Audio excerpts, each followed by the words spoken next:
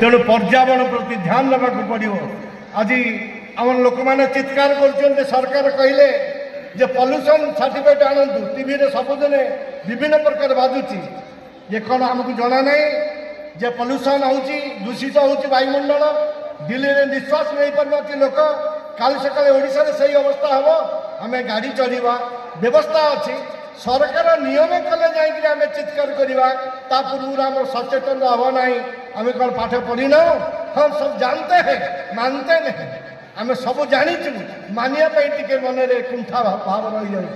तेणु पर्यावरण सुरक्षापी ध्यान देवा दरकार। आम जो परिवार रोचु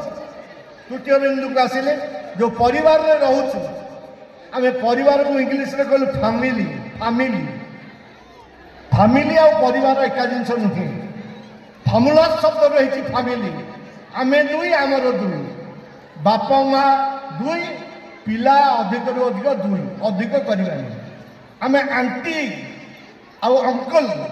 जी आइला भिक मागे सी अंकल जी आम घर को किए अपरिचित आलोक आइला सी अंकल।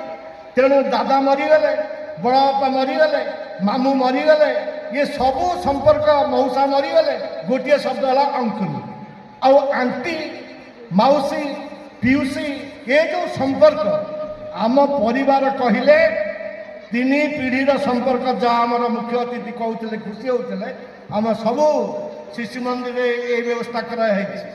जे तीन पीढ़ी आम बापा तांको बापा तांको बापा जितेबाला आम पिंड पकाऊ ना ब्राह्मण पचारती बापा ना कौन बापा मरी जाइए ना कहले जेजे ना कौन नाटा कहीदेले बापा ना कौन से गोटे जानी